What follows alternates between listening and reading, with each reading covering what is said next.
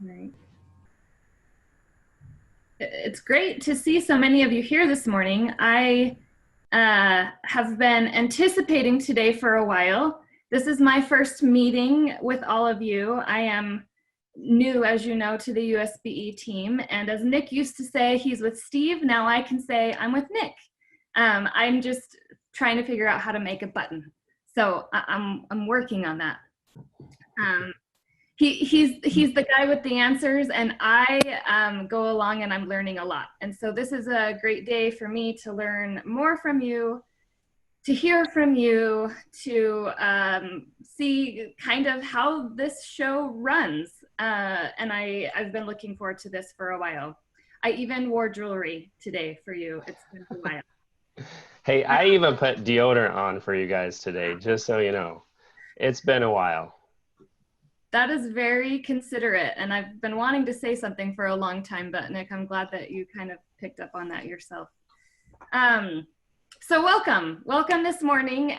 We will get going, and it's nice to see some of your faces, because one of the most awkward things for me with these Zoom meetings is I can't see your faces, and so it's hard for me to know if you think I'm funny or if you think I'm boring or what. So it's great to see some of you here this morning. Thanks for the smiles. You're welcome to put your screens on, whatever works best for your internet connection, but I do like to see you, so thank you for that.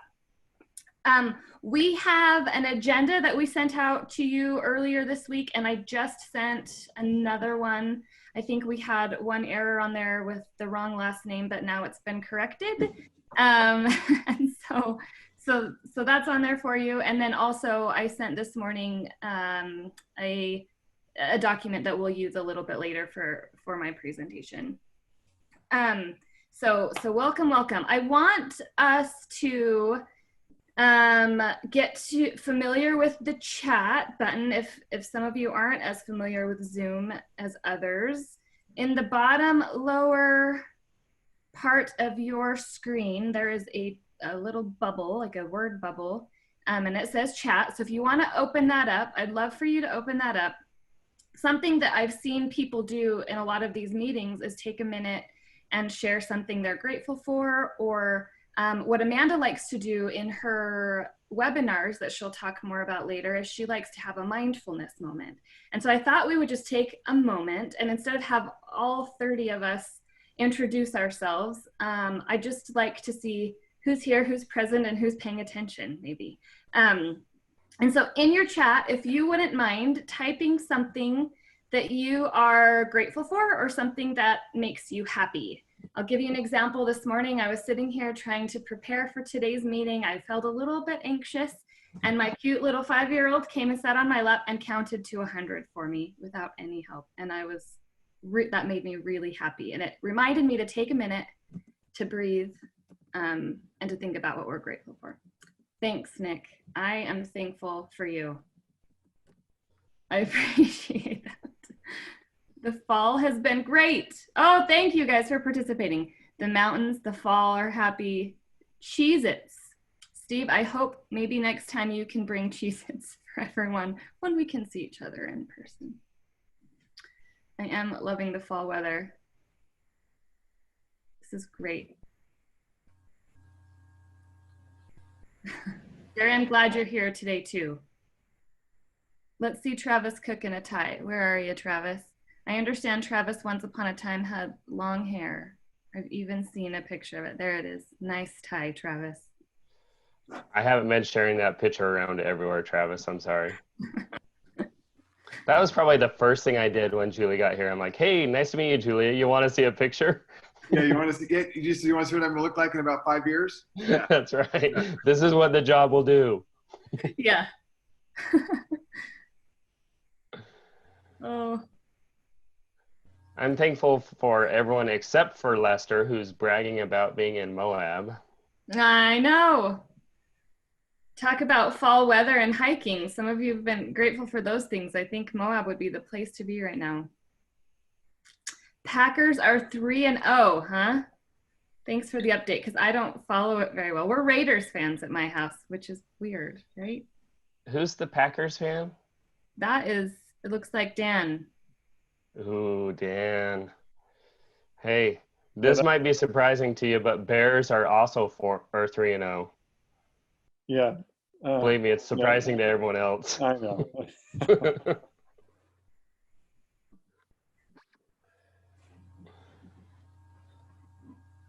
I'd love to see students every day. That would be great. Well, thank you. And you're, oh, it's not really Travis, it's his doppelganger. It's fine. It's fine. We all have one of those, right? I haven't met mine yet. Apparently Nick's is Brad Pitt. I don't know if you guys knew that. Obviously. Come on, how did they not know? The things we learn every day. Well, good. I'm glad we know how to make the chat work. I would like to encourage you to use that if you have questions or want to be heard. Also, you can use that hand raising, or you're welcome to interrupt. This is a meeting.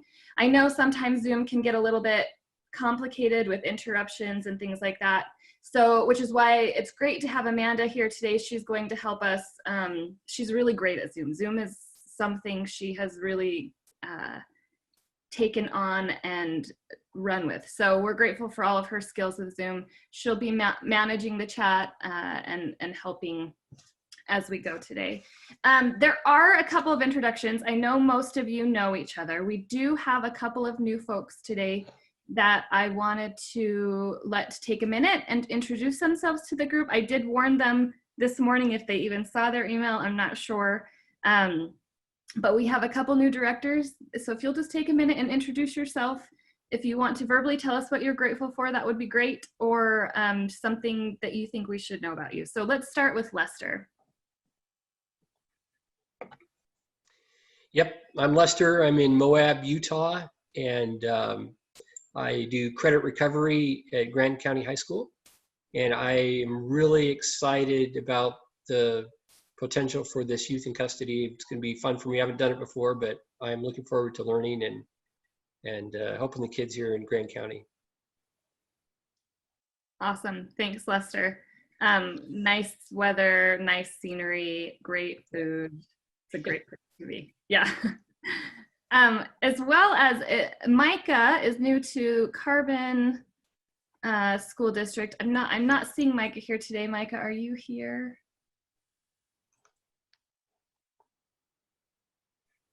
It looks like maybe she hasn't joined us yet today, but Micah Salas is the new, she wears many hats from what I understand, but she's taking on the youth in custody responsibilities in Carbon County, which is near and dear to my heart because I graduated high school in Carbon County. Go Dinos. Anyway. I'm sorry, did you say go Dinos? I did say go Dinos. Dinos? That is awesome. I know, right? I'm so jealous. Next time we're going to learn what all of your high school mascots are, because I think that's kind of fun. Just a couple more things. Agenda, we'll follow the agenda the best we can today. I didn't put times on it because I didn't want us to be too married to it.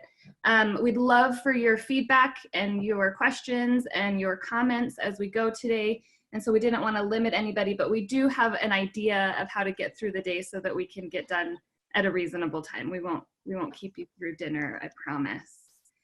We also have time scheduled in for breaks, as you can see on the agenda, to stand up and stretch and do the things that you need to do. So please utilize your chat, interrupt, whatever you need to do for the day, and we will just follow that agenda as we go. Nick, is there anything else that you wanted to say this morning before you get started? No, I appreciate your invitation to interrupt because I watched the presidential debate last night and learned from our great leaders of this nation that is how we do it. So if someone's in the middle of talking, just go for it, right? And What'd you say? Hey, what'd you say? No, you got to be a little more antagonistic. Yeah, that was rough. I'm sorry. Yes, that's it. Thank you. Welcome. All right, then we will just follow the agenda as is. And we, this morning we have Murray here and Nick. They're gonna start us today talking about some news and some updates to different things going on. So we're gonna let Murray take over now, if that's okay with you, Murray, if you're ready to go, and then we'll have Nick follow up. Ready. Well, thank you. This is irrelevant to most of you. Joe Murray, is this audio check on my part? Can you guys hear me now? Yes, we can, Blake. All We right, have I'm a good again. we have a good view of your ceiling or whatever. Did you want us to see your face as well? Because right now all we see is a big white spot in your spot. That's just what Blake looks like. That's lean on a screen. That's what it looks like. Okay, this is relevant to those who are dealing with neglected and delinquent funds, Title I Part D funds. I have 4 quick announcements, and then I'm probably going to bail out because I have some civil rights related matters I got to deal with. Unless Nick and Julia, do you need me to stick around for any other particular topic? No, Murray, we're glad to have you here this morning, and Good. like usual, I'll follow up with you afterwards if anything comes up. Cool. It's so good to see all of you, or at least the ones of you who have your cameras on. I recognize many of your faces, and it's good to see you.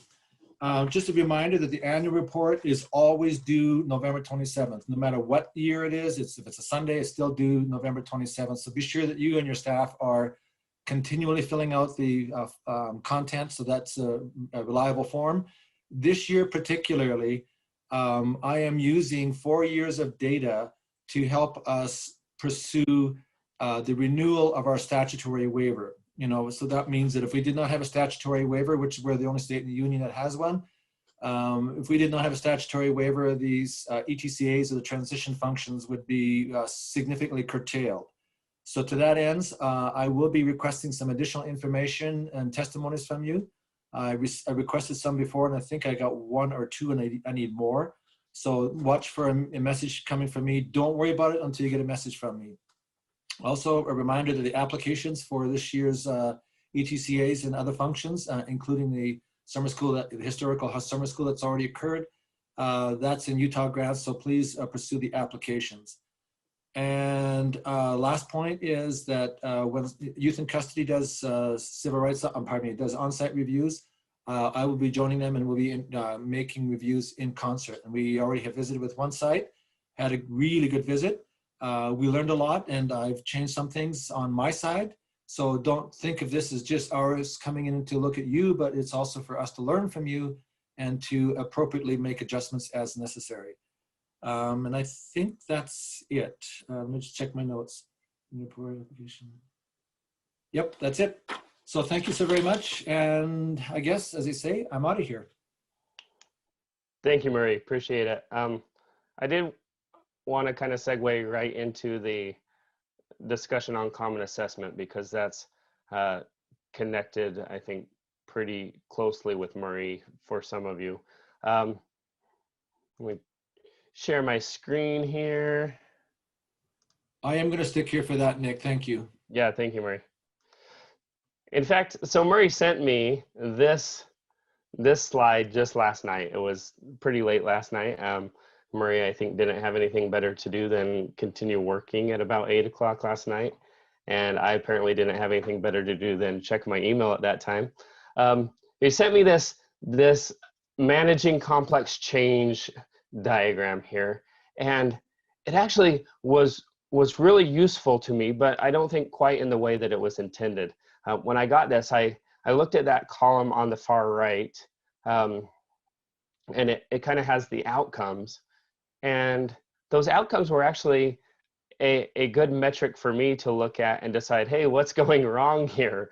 So I thought, how am I feeling right now? Well, generally speaking, I'm a person full of anxiety. I have a lot of anxiety in my life for some reason. And so I looked back on this chart. What is missing if you're feeling anxiety? Well, skills, right? And suddenly it all makes sense. Like, I'm lacking skills, so I feel anxiety, right? Frustration is another one that I've been feeling a lot lately, especially when we're looking at this common assessment. Frustration, and the missing piece there is resources, which maybe is true and maybe is not entirely true. I think it's my connection to resources that is possibly the part that we're missing. But the update on common assessment, to make this long story longer here, is that it's a work in progress still. It's been a work in progress for many months at this point.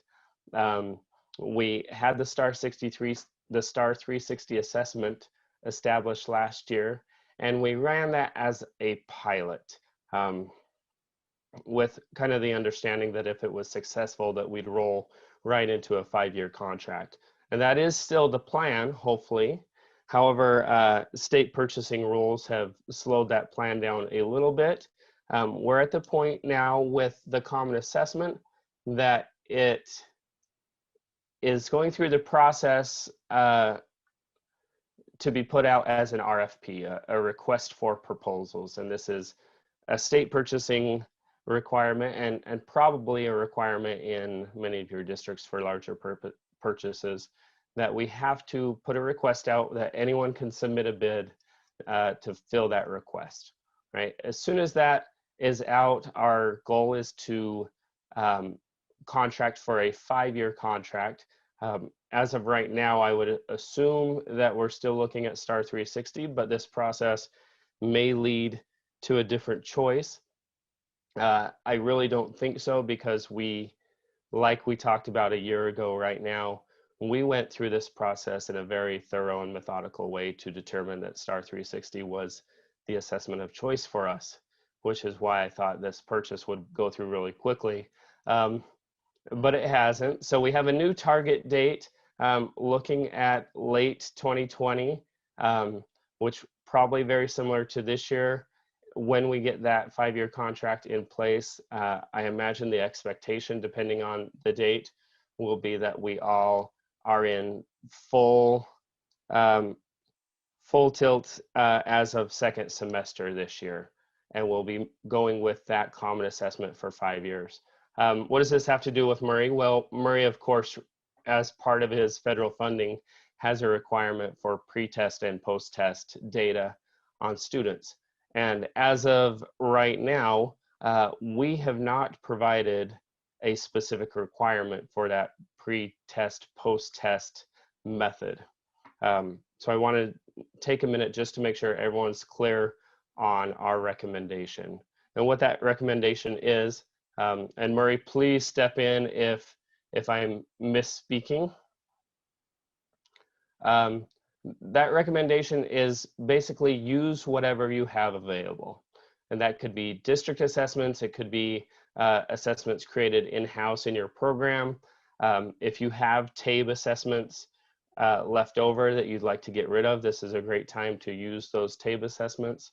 I mean, basically what I'm getting to is that a pre-test / post-test is still required for Murray's funding, and pre-test, post-test as educators, it is still recommended as a best practice, right? I'm sure you're all familiar with that, and so there's already something built into your system. I'm sorry that we've made some promises with this STAR 360 and we're falling short of those promises. I really do apologize for that. That's one of those items that's causing me great anxiety, but we'll keep pushing forward and try and get that common assessment and common process for assessing these YIC students, which is beneficial to all of us, in place as soon as possible. I think I'll pause there for a moment. Murray, do you have anything you want to add, or does anyone have any questions concerning our progress or lack thereof with common assessment?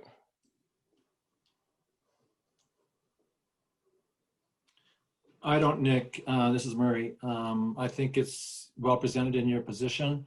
Ideally, we want to have something that is transferable from site to site and pre-custodial care to post-custodial care. But with the situation being what it is right now, we've got to punt, and this is what we do. And I just want the rest of you to know that Nick and now Julia, they work their guts out for you. And I mean, seriously, I have not seen any staff in our office that work any harder than these individuals. And I'm honored to be part of the team, and they are a great asset to our state. And we sometimes have things like you do that are out of our control, and some of those factors sometimes get in the way and cause speed bumps, and we're in one of those right now. I see some chat comments. probably mostly me. Okay. Yeah, we'll get a copy of the report. I think we shared it fall of last year, so some of you may have joined us or forgotten since then. And so we'll attach that in the post-meeting materials as well, so you can see what our criteria was for that decision-making process that led us to the STAR 360 as probably the best option for our circumstances.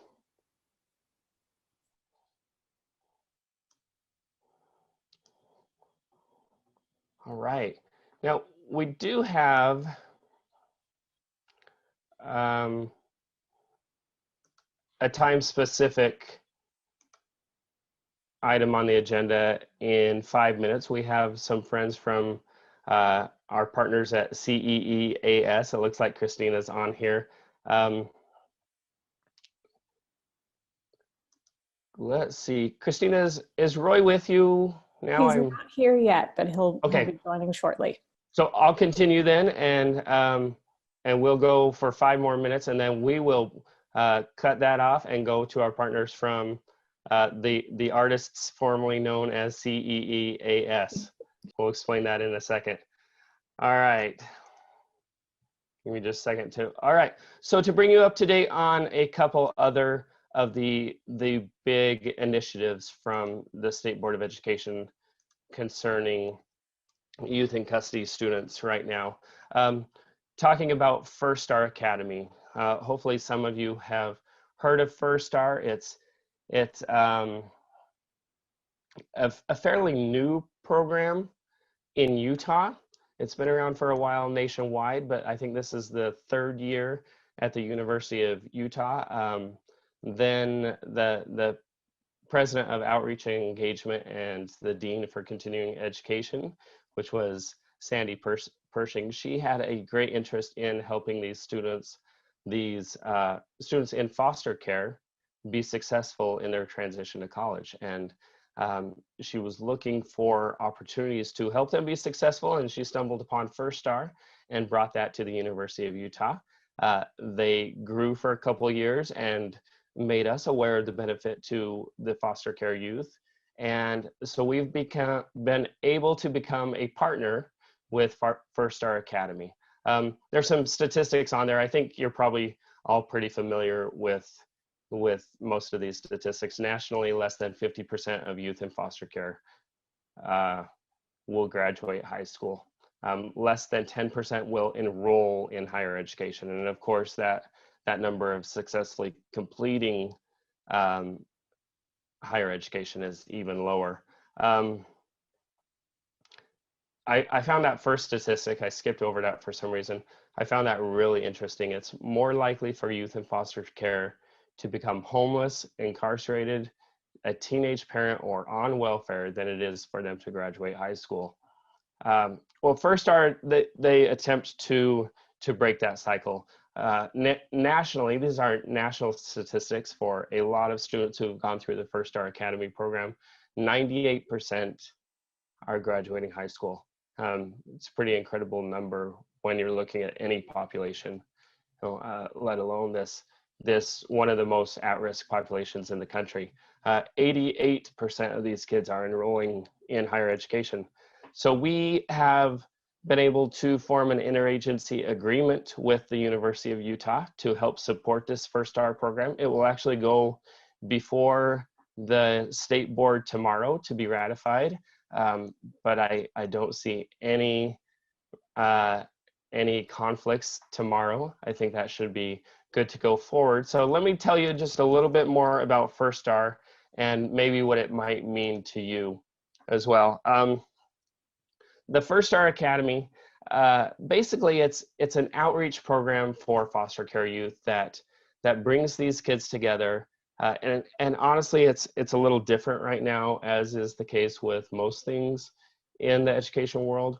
But ideally, what we're looking at is that they have monthly Saturday academies. So once a month, the kids get together for a day-long academy meeting where they have lots of different activities of, well, let me tell you kind of what they do at both these weekend academy meetings, and then also their summer academy.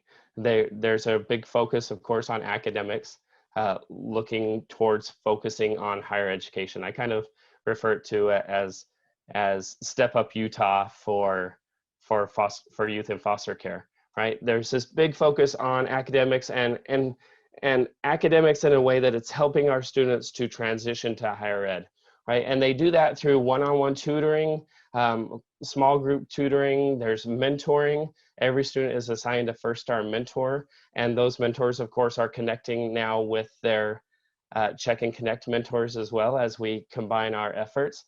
They look at credit recovery, ACT prep, financial aid workshops. They help the kids with their college admissions applications, all of that stuff. So lots of academic help. There's life skills and self-advocacy that they're working on quite a bit. You know, looking at financial literacy, things like conflict resolution. They look at extended foster care benefits and help students to connect to those benefits to which they're entitled, which are available. They work on things like resume writing and job and career planning and so forth. And then, of course, there's this big chunk of experiential learning during their summer academy. And the summer academy is 1 month on campus every summer during their high school career at the University of Utah. They get to stay in some nice dorms at I think it's the Lassonde Studio dorms is where they stay. They're on campus. They have the opportunity to go home on weekends if they're interested and able. If not, they're able to house them all month long and really give these kids an in-depth and immersive experience that really connects them to education. Carol asks a very important question: how many students are accepted into this program? And the answer, unfortunately, right now is not a whole lot. They have a single cohort right now, I believe, of 28 students, but they're adding a second cohort. That's one of the effects of our joining with them, adding a second cohort of students. And these are students that come from all across the state. We'll be looking to increase the number every year over the next few years at least, and hopefully working on efforts as well to get other universities involved, because I think this is a really beneficial program for foster care youth. Obviously, the statistics are supporting that. Nick, there's been a question about how many students are accepted into this program. Do you know? Yeah, I think I kind of covered that. Like, so right now 28. They have an existing cohort, but they're continuing to add students, right? And Blake, that's a good question, because when we say 98%, we're talking about a motivated set of students, right? These are kids that we're selecting because they have the potential for success in this program, that they have interest in being successful, and they have the potential to succeed, right? So we're a little selective. I'd like to get less selective. That's where our involvement comes in.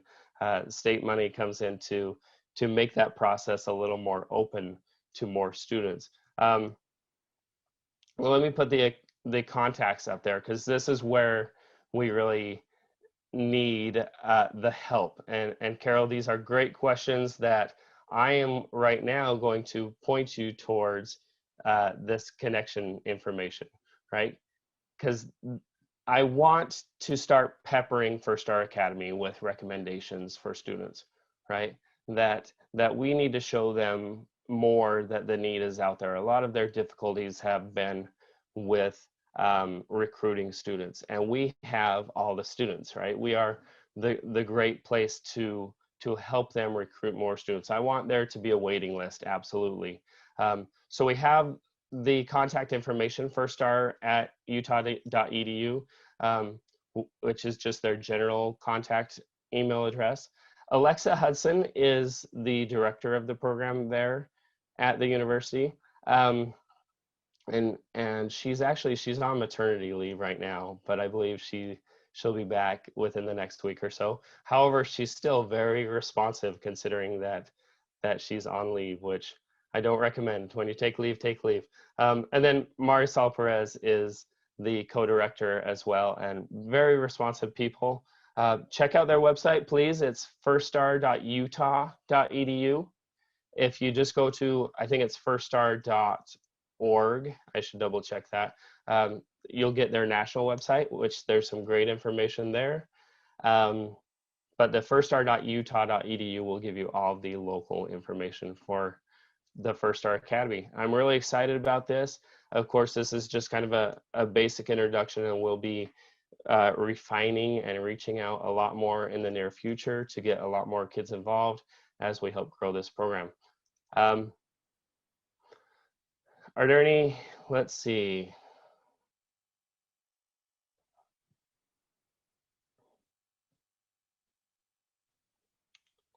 A moment to make sure I haven't missed anything. Blake is always really good for ideas that check progress. I like this. Yeah, a control group. You know, the problem is when you have something research based like the First Star Academy program, it becomes difficult at that point to create the control group, because we know what works and we know to not provide those services willingly is possibly unethical. Now, willingly becomes a big question. We could check a control group due to our lack of ability to provide services. And those are the kind of things that we'll work on here in this office to continue to assess and determine what the actual benefit is. And we'll try and keep you posted there. Carol, I don't know what their dates are. They're a fluid program at this point, so I think if we reach out to them and start peppering them with interest, then we can grow very soon, especially with the soon-to-be influx of funding from the State Board of Education. I know that was really quick. Does anyone have questions on that? Hey, Nick. Yes, Jerry. Just for those of us up north, where this is run through the U of U, is there any kind of idea if we could do this through Utah State or somewhere else up on the north end? Yeah, we're definitely looking to purchase or pursue, sorry, we're looking to pursue connections with other institutions, but it is a statewide program. Right now in their current cohort, they have students all the way from Logan down to St. George, right? So it is, of course, more difficult, and there has to be a willingness to transport these kids once a month and 1 month a year. It's kind of like the, oh, the word escaped me here.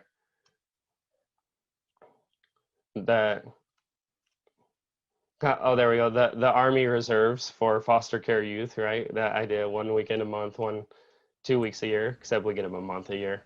But yeah, statewide right now, and we hope to grow to other universities very quickly. Dr. Pershing is still a proponent of expanding, and she's I don't know if you've ever had the chance to meet her, she's a very dynamic and convincing person, and so it's great to have her on our side with these efforts. So, and I don't know, Nick, if it has to be necessarily another university. It's just that, and I think in the summer where they come for a month and stay on campus, that's not an issue. Right. It's the weekends each month. If there was some way to hold that up on the north end rather than travel down each month, you might get some students up here that would do that. Yeah, I agree. And right now, as we're looking at the current situation, everything is virtual, you know, even with these academies. And I was amazed this summer at their success in keeping students involved. You know, they had grand plans to get those students together every day for a month. And you see that kind of thing and you think there's no way there's going to be success, but they did some amazing things. I mean, they sent out a kit, which was like a meal preparation kit. This was one of their activities. They mailed it to every single student. And then they had online cooking classes with the materials that they mailed out. Just really engaging stuff that got students involved. And and their numbers this summer were very high. So yeah, I mean, remote learning right now is definitely a possibility, and a possibility for the future as we're all perfecting the opportunity and process with remote learning. Hey, Nick, Murray here. Yes, Murray. With it being statewide, does that mean there are mentors statewide, or are they all in the Wasatch Front, Salt Lake zone? I believe all of their mentors are in the Salt Lake Valley is where they're based, but I'm not positive. They work with a lot of volunteers, and they work with a lot of interns and graduate students. You know, it's always great to have that university connection, because there's a lot of free labor that we're connected to. But I do believe it's primarily Are they Wasatch interested? Front. Do you think they're interested in, if I can use the business concept of franchising their services, so they could build subgroups in different locations? Yeah. And really, that's where First Star Academy programs start. It's basically a franchise. There's a national First Star Academy, but I think they're in 10 different universities right now. And each university basically just buys into the program. And of course, it's a no cost entry, right? Anyone who's interested and willing to get involved is able. But it is basically like a franchise. They take this proven program and move it from university to university and try and make it available to as many students as possible. So it makes it very easy for us if we find willingness and funding to grow this program across the state. Hey, Nick, Trina made a comment about a group that went through this 3 or 4 years ago. Do we know where those students are, or how they did with the involvement in First Star? There is information on their website. I think the first full cohort graduated not this past year, but the year prior. And right now their graduation rate for that cohort is 100%.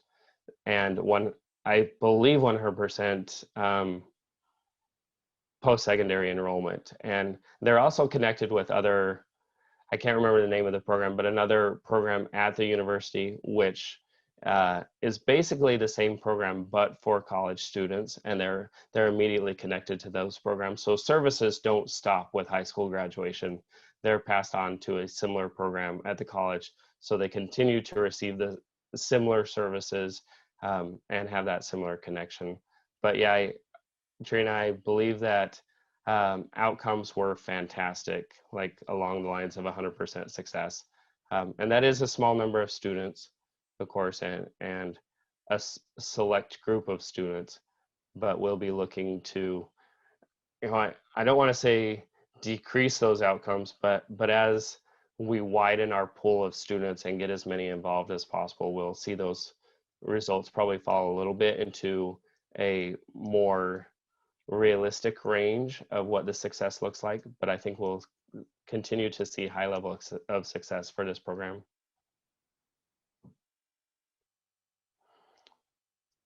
All right, I'm sorry I talked about that a lot longer than I planned, Christina and Roy. I hope haven't cut too much into your time today. I do want to introduce our friends from BreakFree. the group formerly known as CEEAS. Oh, I had a slide for this. I forgot. I don't want to let my slide feel left out here. Do you want it, Christina? Do you care if I do the big reveal, or? Oh no, you Okay, take it away. I've been practicing, right? So CEEAS, the Center for Educational Excellence in Alternative Settings. We've had a partnership for many years. I think, Travis, maybe you can chime in, but I think we're on our 9th or 10th year. I think 9th year this year. Yeah, we're thrilled that we're still in the mix. So obviously they've done real significant work on the East Coast and other places where they're actually wholesaling changes to entire states and entire approaches. but we've also benefited dramatically from some of the initiatives and just the partnership. So thrilled that we're still in it. Yeah, I am as well. You know, for us at the state level, CEEAS has given us access to YIC education leaders across the whole country, right? And we're talking like in New York City's District 79, which is their alternative program, which includes Rikers Island, right? Looking at all the education programs there at Rikers Island. The guy in charge there, his name's Nick actually as well. And he is like total stereotypical New York guy. I love talking to him. He's exactly what you think the guy in charge in New York should be. But we're connected all the way to the opposite coast to LA County Office of Education, right? I mean, I sat for 3 days a couple of years ago with the superintendent of LA County Office of Education, you know, and I think as far as education goes, she's a big deal, right? That's pretty high up there. We work with Florida Department of Juvenile Justice Services, which oversees their education components. And I mean, we have friends in Maryland and Kentucky, New Orleans, Washington, D.C., of course, Texas, Colorado, Idaho, Oregon, you know, all over the country. We're connecting with these people and really seeing what's going on with youth in custody education across the country. More locally, you might be familiar, we did student climate surveys for a few years with CEEAS. Most recently, they've provided us with 8 weeks of education lessons, daily lessons in response to COVID, right? Like that was an immediate response, which I know a lot of our teachers were able to utilize a lot of those lesson plans because they were created just for that specific situation. Anyway, CEEAS has always been a little difficult to say, a little difficult to remember. So in a wonderful move towards progress, CEEAS has now become BreakFree Education. This is our new partnership. So if you hear BreakFree Education, hopefully connect it with your understanding of CEEAS from the past. The more I think about this new name, the more impressed I am. You know, it really does encapsulate our understanding of what education is for these kids, right? This is their ticket out. When we talk about dosage and treatment and everything, I hear that from Juvenile Justice Services. And every time they say that, I think to myself, well, honestly, dosage and treatment of education it's what's going to help these kids. And that's what this shows. Even their logo, those 3 books with the bars, you know, you start to see that juxtaposition of that image right there that just speaks to the work that we try and do and that they're helping us with. So I'm going to turn the time over to Christina and Roy. Roy, I have to apologize. On our initial agenda, I put the wrong last name. I just jumped on the website really quick, and the first Roy I saw, I put that last name. Who would have thought there could be 2 Roys in one organization? So thank you for joining us, Christina and Roy. I will stop sharing, so you're welcome to take over and share as you will. And we look forward to hearing from you. Thanks for being here.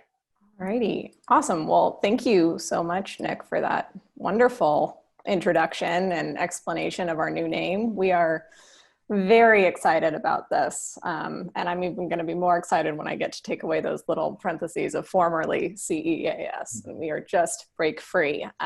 But Roy and I are here to kind of talk about our teacher resources and explore ways to engage students. Just a little introduction. I'm Christina Campbell. I'm coming from Los Angeles, actually. We're a small little team and we're all spread out. A lot of that is because we work around the country and we kind of travel to different spots. Roy, my colleague, is on here. Hi, Roy. Hey, everybody. Glad to be here. My name is Roy Middleton, and again, I work with BreakFree and Christine, and I'm based in Washington, D.C. And again, it's just a pleasure to be here and share this space right here. Yeah, great. So oopsie, I gotta click on the right page. There we go. So what is Break Free?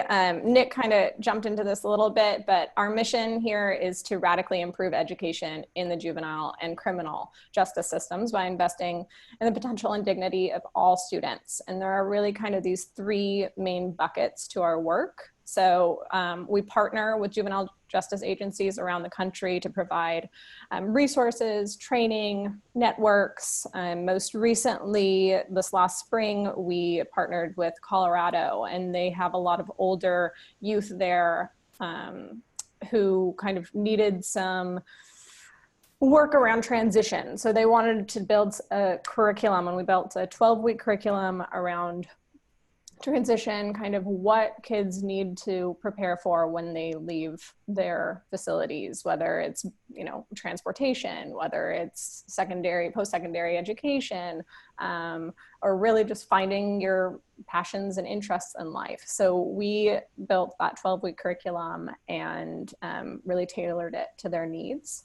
I'll also point out here that we run 2 schools. We founded the Travis Hill Schools in New Orleans at the juvenile detention facility and adult jail there. So you might have heard those names, the Travis Hill Schools. And we have a team down there that operates them.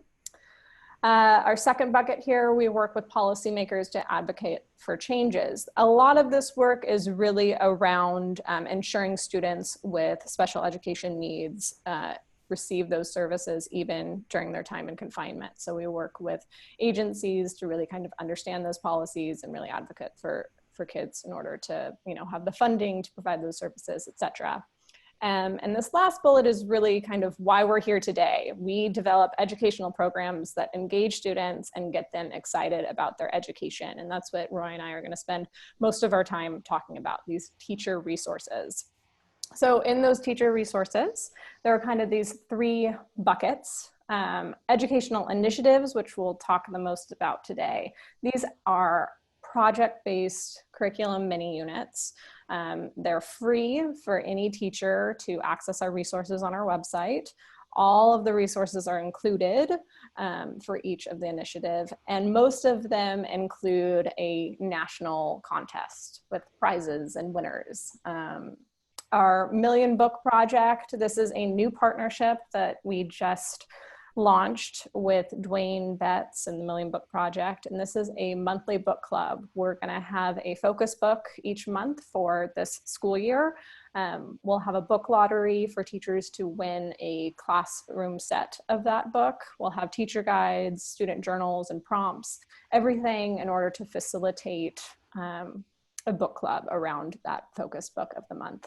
And then, as Nick mentioned, these daily lessons back in March, April, we developed these set of 8 weeks of daily lessons for remote teaching right when kind of COVID started and all of the lockdown began, and a lot of facilities around the country, some even not in juvenile justice facilities, but public schools accessed these lessons just to make sure that, you know, school didn't stop just because of lockdown. So let's jump into our educational initiatives. We've been doing these for a long time, and in the past, we typically maybe did 3 or 4 a year.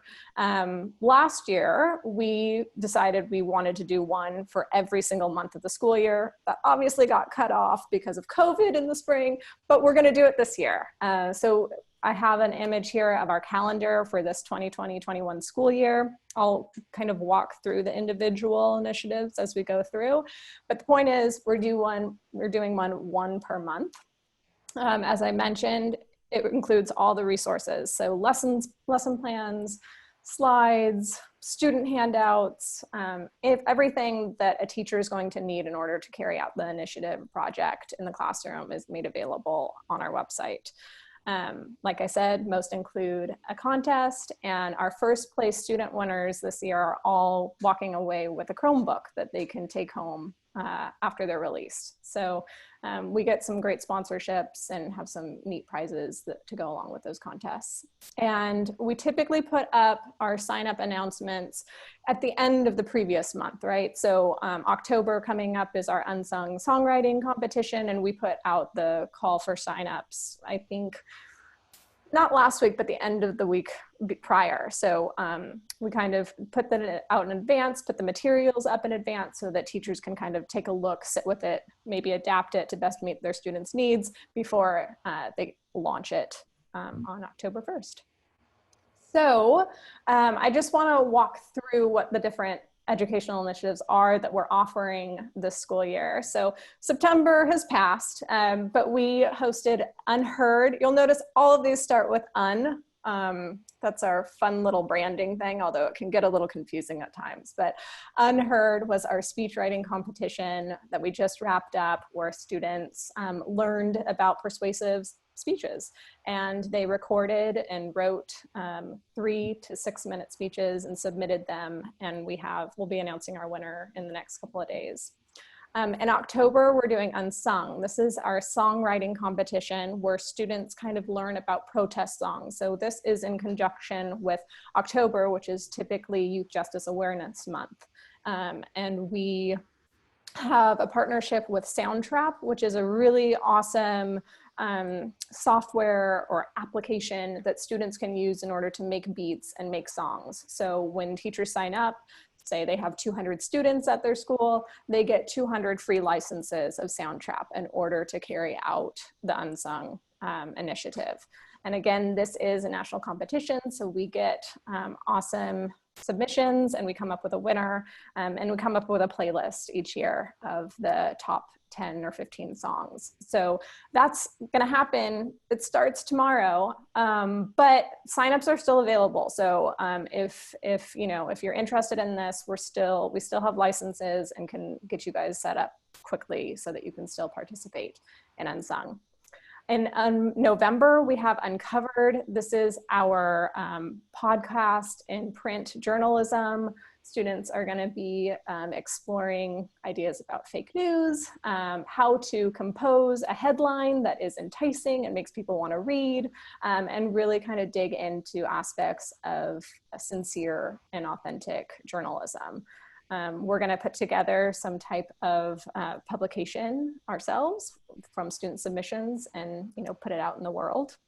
In December, we have what was formerly known as Sending Some Love, but now we've given it an unname called Unwrap. And this is our holiday book recording project. So we send out a bundle of children's books to students in secure facilities, and they make recordings of that book, and they wrap it, and they either send it home with a note to a loved one, a sibling, a child of their own, another family member, or we do have a lot of classes that actually end up giving those books to children's centers in their community. It's a really kind of feel-good project to happen during the holidays, and students get really excited about that one. So that's Unwrap, our Sending Some Love holiday project.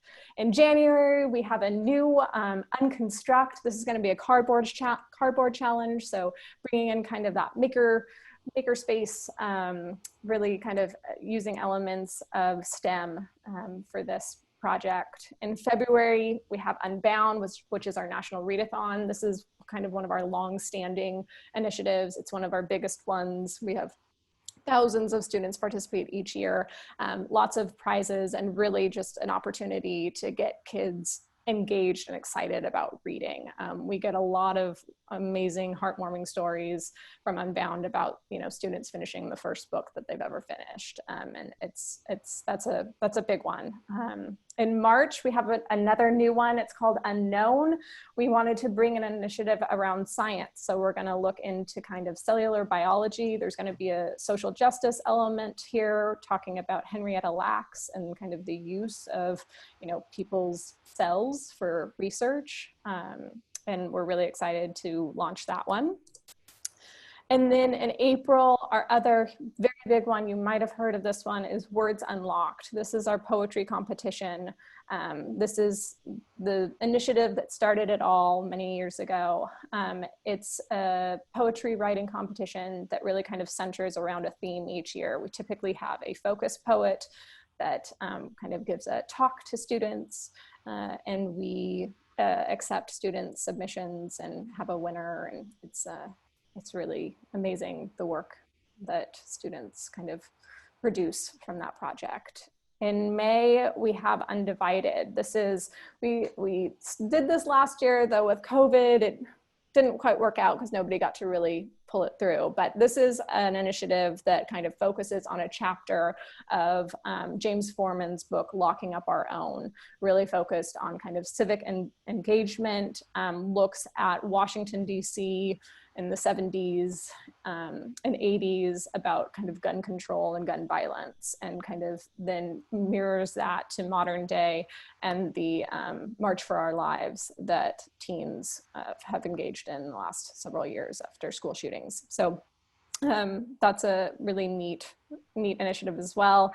And then to wrap it all up, in the summer, we do Unfiltered, which is an annual book club. This past summer, we did Just Mercy. We had over 100 sites that we shipped off over 3,000 books to, and students kind of read and engaged with Brian Stevenson's book, Just Mercy, that really kind of digs into mass incarceration and redemption in the criminal justice system. So those are the initiatives that we are offering this school year. I hope you guys might be interested in getting your schools to participate. At the end, I'll kind of go to our website so you guys can see where to navigate and kind of access more information on that. But now I'm going to turn it over to my colleague, Roy, and he's going to explain a little bit about the Million Book Project.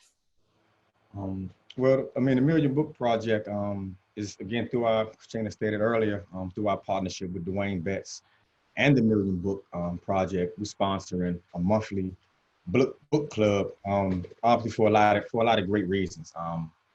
Again, as the slide kind of points out, increase access to meaningful books for our students. It encourages honest dialogue around contemporary fiction, as well as expand school libraries. I'm intimately familiar with this, how impactful this project can be, because I was incarcerated myself as a juvenile. I went to prison when I was 16 and came home when I was 41. So I'm intimately, again, familiar with how impactful this project is and will have the potential to be. So essentially, each month, we share free copies of a selected book through a sign-up, like a lottery system. Along with the books, we provide teachers' guides, discussion questions, as well as like student reflection journals. This month's selection is actually Dwayne's poetry book, Felon. Just an amazing book. We believe that it will engage students as well as create open dialogue and open discussion about some really tough topics, man. That's kind of pervasive in these adverse kind of situations, as far as fatherhood and substance abuse and mass incarceration. And again, just some really tough topics that kind of pervasive in the juvenile justice system and in those spaces. Again, at the end, obviously it's going to be a poetry competition, a national one with poetry to be submitted, and determined or judged on, and again, rewards or acknowledgement, and all those other things are kind of, again, can be granted to those students who participate in it. Awesome. Yeah. So, and I just want to point out, the books that have been chosen to be part of this book club are not the typical books that kind of make their way into our spaces. And that's why we are really providing these teacher companions that can really kind of make it easier for teachers to kind of delve into these difficult and challenging topics.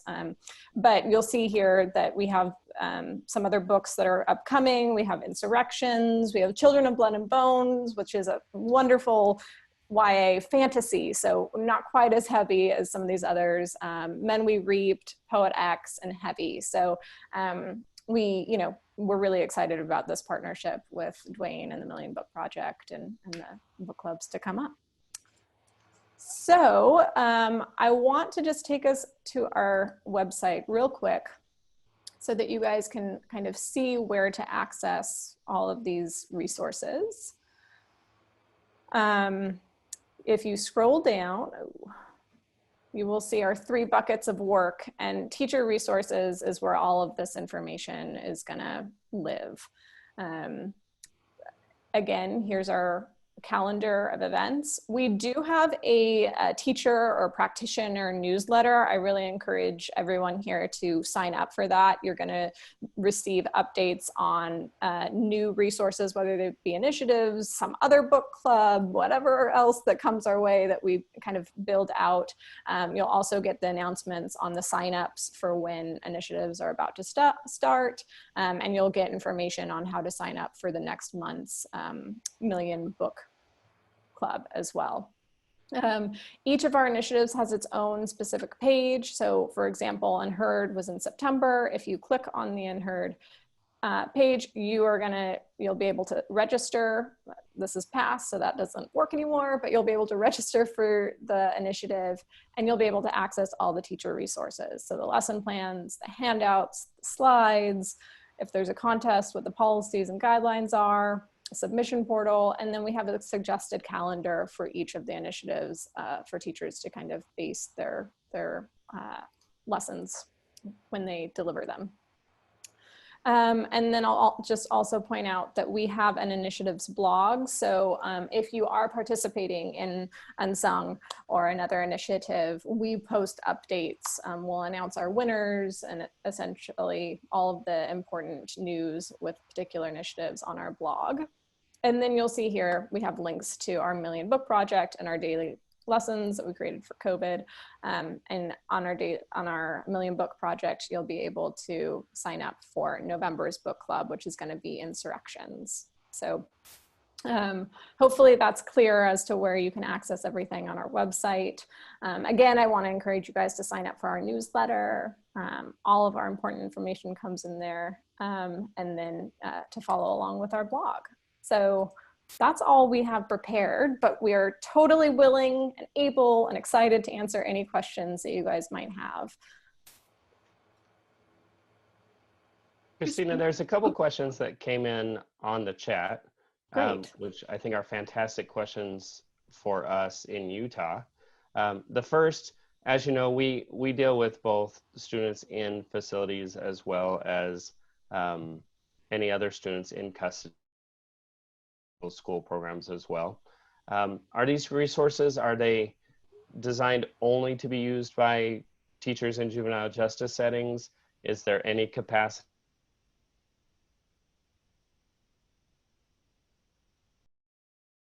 All of our materials, meaning, you know, the lesson plans, the slides, the student handouts, those are free, available, anybody can use them. I mean, even if you're a public school, use them. So that's not just for teachers in specific juvenile justice settings.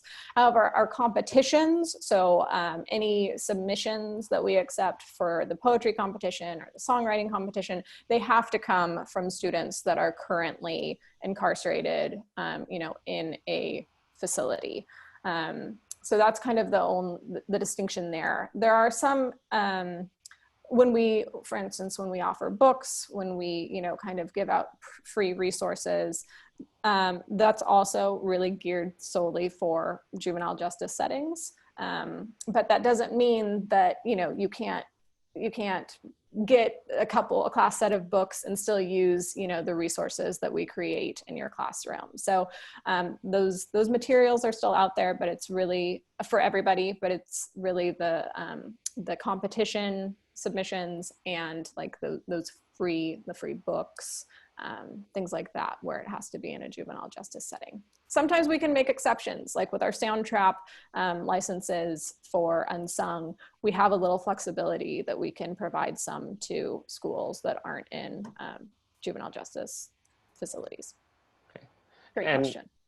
To add to that, I mean, just looking at the September initiative, which has obviously passed, the lesson plans and the schedule and everything is still available, right? And so Yes. those can be utilized outside of September. Like, we're not stuck to this month.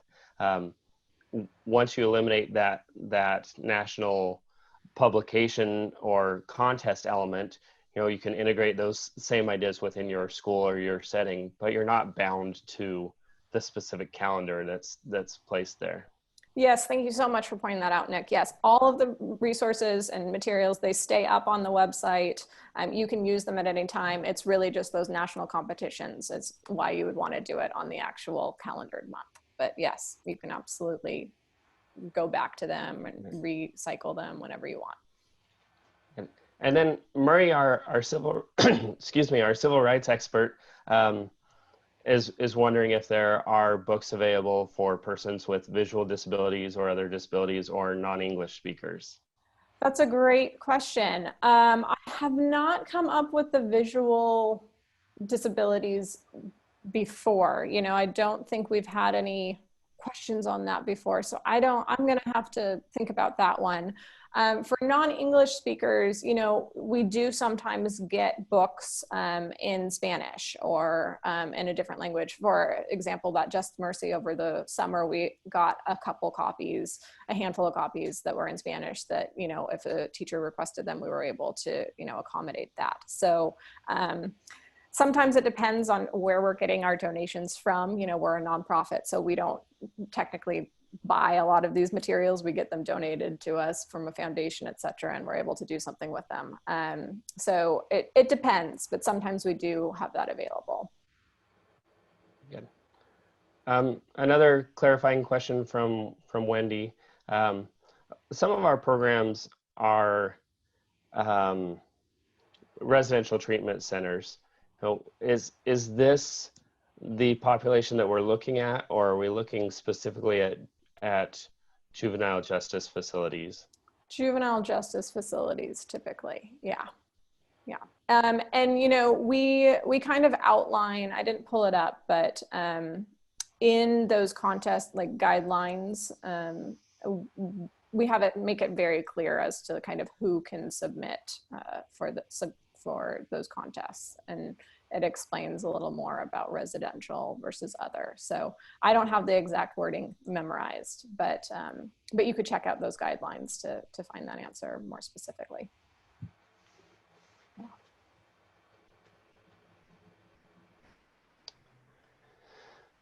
All right. I just like to put it out there. I know that you all have your own resources for making this work.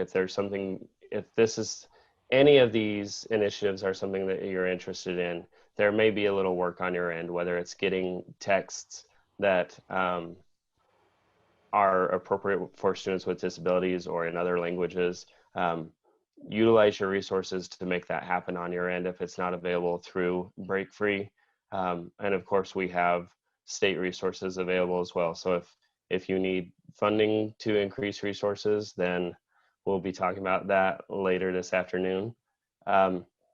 Just, does anyone else have any other questions they want to shout out to Christina and Roy?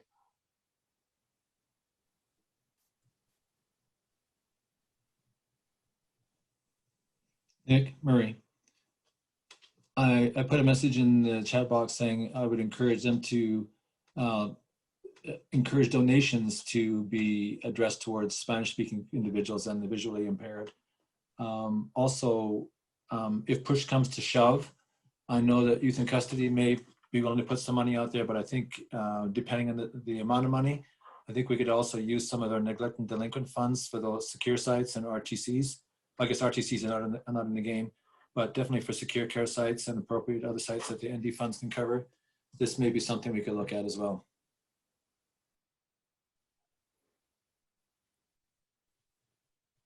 Great, and that's a great suggestion.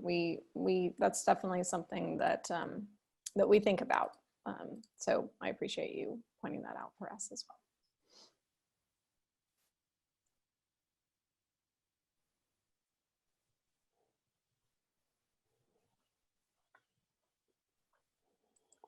All right, anything else that we've missed here? Awesome. Well, Okay, thank you so much for having us. And, I really hope that we get to, partner with you guys a little deeper and get your students involved with these initiatives. We are always available. I'm C. Campbell at BreakFree.org. So please feel free to reach out or, reach out via our website if you have any questions at all. Definitely, and thank you as well for giving us the opportunity to kind of show again our initiatives and what Break Free kind of stands for, and again just appreciate the time. All right, thank you, Christina and Roy. I'm very grateful for you joining us today. When you were talking about the Unwrap initiative, Yes. I teared up right then, just because remembering seeing the submissions from last year, just amazing the work and the potential that we see from these students who are in the direst of circumstances. So thank you. Awesome. Yeah. Well, thanks. Thanks, everybody. Have a great rest of your meeting. Thanks, Christina. Thanks, Roy. All righty. Bye-bye. Yeah. Nick, I think if it's all right with you, we'll take a break now and then come back to the rest of our agenda. I just realized I have never shared my screen or a presentation via Zoom. So I was thinking, how do I practice this without giving away all my secrets? So I'm just gonna have to do it note-free, I think, because I'd rather see your faces as I present than just look at a screen and not see you. Because that's awkward. It's awkward to talk to myself, let's be honest. But welcome back. Those are just my thoughts. There you go. You just had a moment into the brain of Julia. So you're welcome for everyone that's back on time. Those that aren't here probably are grateful. We are going to continue along our agenda. We are going to hold off on some of the information Nick prepared this morning, just an update on STEMCAP and some other things. He'll share that as part of his presentation after lunch. And we'll go into talking about the monitoring of youth in care programs. But before I do that, I just want to make sure we're not missing anything in our chat or any questions that maybe came up during. The music was pretty fantastic. Thank you, Amanda, for entertaining us with that.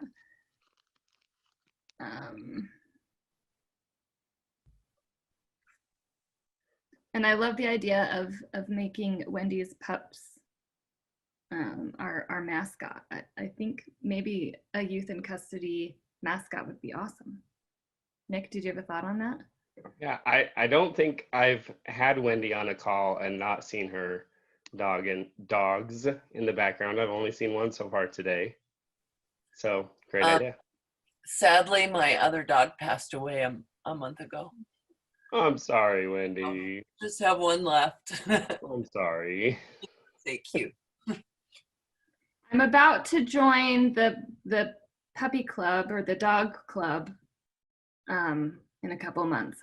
I'm pretty excited about that. I think dog people are good people, right? I've always thought I liked other people's dogs, not necessarily my own, but I think I'm ready to become a better person and have a dog. So I'm looking forward to that. I'm gonna try to share my screen now here. See how this goes and see what happens. All right, do you see my screen? I don't know what I'm looking at here. It's weird, right? Yes, we see a big green rectangle. Okay. And then Julie, I wanted to chime in. It's Amanda. If you go hover up at the top, it will give you presenter controls, and usually under either those right there or more, like the three little dots, you can pop open the participants in another window. Okay. I think I see you guys over here and I see my screen over here. I think this is gonna work. Nick, thanks for smiling at me, validating what I just said. Okay, I think I'm good. All the technical fun of virtual. And this is a really boring first slide. We are going to be talking about monitoring of youth in custody programs, but I don't know if you all caught in the chat earlier an image that was brought up, which I felt like was much more attractive than my boring green slide. So you're welcome. It looks like these could be brothers if you look closely through the facial hair. I hope, Steve and Travis, that you're okay with this, but I think it's pretty fantastic. So thanks, Steve. Steve was mentoring me at the time to take on my new look, my new Provo look. This is the Provo version. That's the Salt Lake version, right? Utah County versus Salt Lake County. It makes sense. It absolutely makes sense. Both are good looks, Travis, but different times. Indeed, we are in different times. Thank you, Steve. Yes, and I want you to know that I didn't know that you could share images in the chat. So if any of you have any great images you'd like to share of each other, we can easily make them available in this setting, blow it up, shine it, have some words attached to it. So, so thanks for that. All right, so getting into the monitoring program, we know some stuff, right? We know some stuff about how the youth in custody program monitoring is going to go. I looked at previous slides from previous directors meetings and I looked at agendas to know pretty well that we know some stuff. We know that in board rule, it's right here on the screen, we know in board rule that it is something that we are asked to do as the Nick and I, Amanda and Nate, it's something that we need to be doing and even maybe monthly. I think that's looking a little bit differently, but we have spent some time this summer defining the process. You know that we need to do this, and now we have a process. The other thing that you know, I'm gonna jump down to this third little form here, is you know that we have a form that was created. It was addressed last year in directors meeting, and we've gone through it. I've sent you all the most current version of that, and the only thing that really has changed is we've added some citations to it just so that you're familiar with where some of this information is coming from, as well as it's been updated to the feedback that has been provided historically in these meetings. And so I'm not going to spend a lot of time going through that form today. I don't have any slides based around that form because I feel like that's something that you have seen and I don't want to reiterate what you have seen. For those of you that are newer to this group, I would encourage you to look through that, see what it comprises of, and then please ask questions as you go. And if you do have questions regarding that form, because you do have it in your email, you can pull it up. If you do have questions as we go, please, again, use your hand raising or interrupt or use the chat box to ask any of those questions. And that's something I don't see is a chat box. Julie, I've got mine popped open. I'll interrupt you if I notice anything. Perfect. And so we're not going to spend a lot of time in that form, but the other thing that I know, that we know, is that we really do. I've met with many of you and I've sat in rooms with you, and even recently we were able to leave our dungeons and go to Davis County and sit with Blake and talk about his program. And it was my first opportunity to really have an in-depth tour of the site and get to know how things work. And it was really eye-opening and awesome.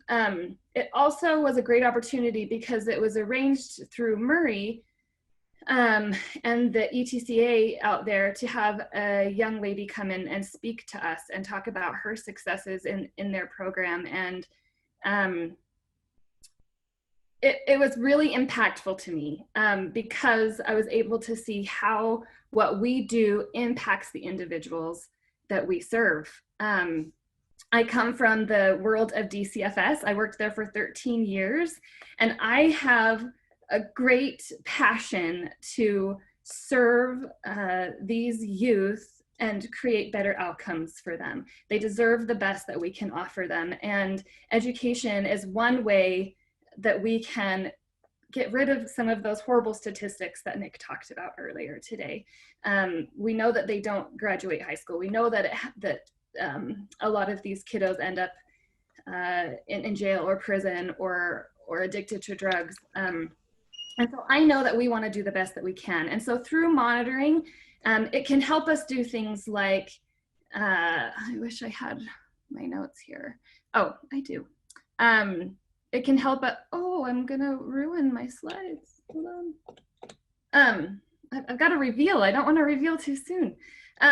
Anyway, we know that this is a vulnerable population, and we want the best outcome for them. And so the purpose behind this, in that form, there's a really nice worded reasons why we do monitoring. And it addresses things like assuring quality. It addresses things of finding the strengths and the needs of different programs, and opening doors for growth and for resources that can better serve our folks. So I know that we all know that we want to do the best we can for the kids that we serve. So as part of this, something that we don't all know is how we're going to go about doing these reviews, because it is going to look different than it has historically. I think those of you that have been around, through the Travis era and through the Steve era and the Nick era, now it's not really the Julia era. I promise nothing's going to change that much. But we do have a process that has been created and that has been reviewed with Leah, our assistant superintendent here at USBE, and we're going to follow this process the best we can. And so I'm going to try to break that down for you, but I want you to know that Nick and I are taking this really seriously, and instead of coming down and having conversations, we have created a dress code. And we have, put on our sunglasses when we're going to come with serious business to your locations. I have been an auditor, actually, before I came to this job. And I wanted you to see that not only are we going to audit, but we are going to slay aliens. And so you might even see these guys come along with us as we come to your locations. But we do take ourselves seriously, but we also do have a lot of fun, and we want to make these visits an enjoyable process for everyone, so that we're all learning and growing and providing the best services we can to the folks that we serve. So if you want to see that again, just because it's so beautiful, I also want you to pay really close attention to my photo editing skills, because this is something I'm really good at. So this is a little disheartening to learn how much gray this job has caused. Yeah. And it also might be a little disheartening to know that I had to Facebook stalk these people in order to get pictures of them. So I apologize if anybody's offended but it's public, sorry. P.S. Facebook is public. You put it on there, we all get to access it. So I'm just gonna use what I've got. That being said, this is the process.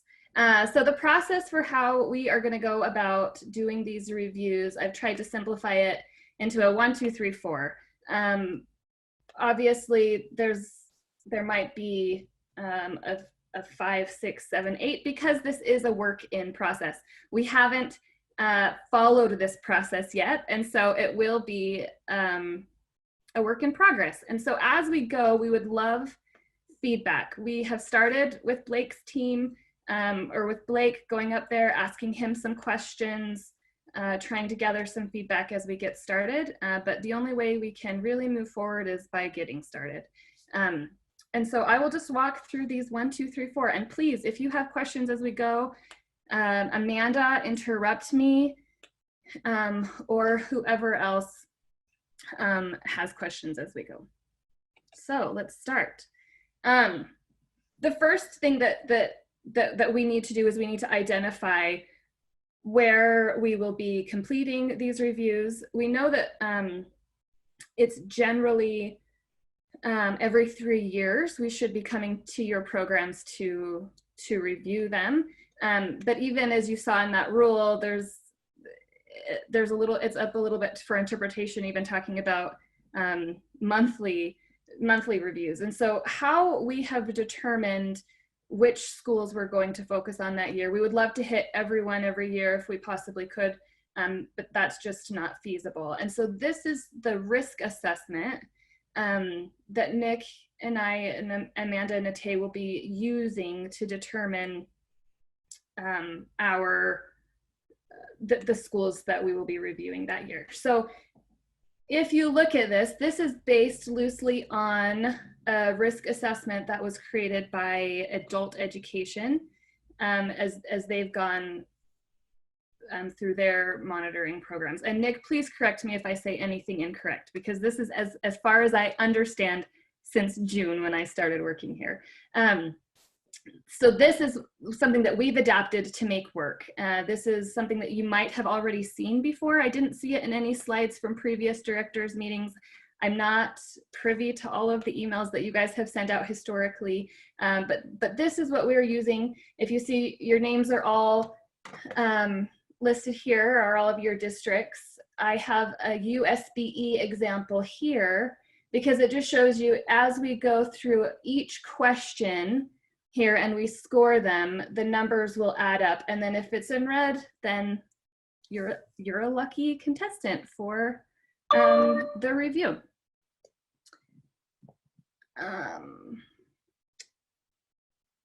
So that's kind of how that works. I've taken out most everything here. It looks like I forgot to delete a number, but that's one thing. So here are the questions that we're asking. I don't know that you necessarily need me to walk through and read them to you. I know you have it in front of you. Do any of you have any questions regarding the specific risk factors that we are considering when looking at who is going to be reviewed for the school year?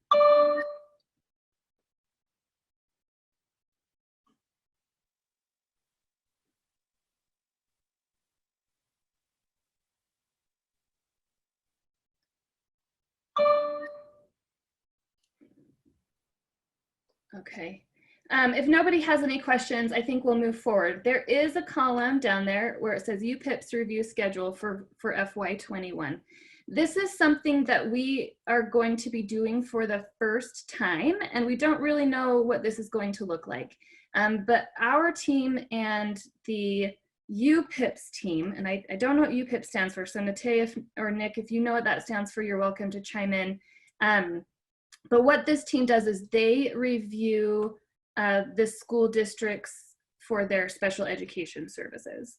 And so in order for us to not duplicate anything that they're doing, and also for us to not burden districts any more than we already do, we are going to attempt to work with their schedule and come out and visit the schools at the same time. That being said, we don't really know what that is going to look like. So Lucky Steve out in Iron County, in Iron School District, he will be the first one to experience the UPIP's team and Youth in Custody joining efforts. And this first go around is going to look probably different than future go arounds as we're all learning together. But you'll see that when we've calendared your reviews this year, we have taken that into consideration. We will be coming out together, and it will look a little bit different than what I'm going to present to you today. If you get both of us. So you can see there, I don't know if you can see my cursor on my screen, but it's identifying who those lucky programs are that get us both at the same time. I'm trying to think if there's something additional to the UPIP's consultation that you might want to be aware of. It's going to really, a lot of what we're going to ask of you will need you to work a lot of the schedule and things out with your SPED directors there in your districts as well, because we will be combining efforts. And after October 20th through 23rd, which is when we're going to iron, we will know a little bit better what that looks like, and we'll better communicate with you on that in the future, what that might look like. And then lastly, after we complete the risk assessment, we consult with UPIPs. Nick and I went through all of your district calendars and tried to find dates that we hoped would work best for you. And we sent those all out to you, and you should have all received an email from me regarding the dates that we've identified for those reviews this year. And so those should all be on the calendar, and you're aware of that. If you're not, if this is a shock to you, please let me know, and then I will send information out. If you haven't heard from me, it's probably because we're not reviewing you this year. So there are a handful of folks that are not going to be reviewed this year, and it's because they've either had a review recently or we just couldn't fit it in. We tried to fit everyone in this year, but it's not going to happen. It's not feasible for Nick and I to get out to everybody this year. Although I think everyone wants us around, right, Nick? I get the sense that you all really like Nick. And so I'm sure you want to hang out with him as much as I enjoy it.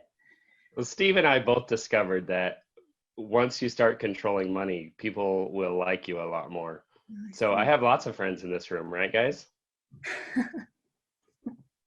I'm imagining it's true. All right. Before I move on and how we identify and create schedules, is there any questions about any of this? There must be some good chats that I can't see.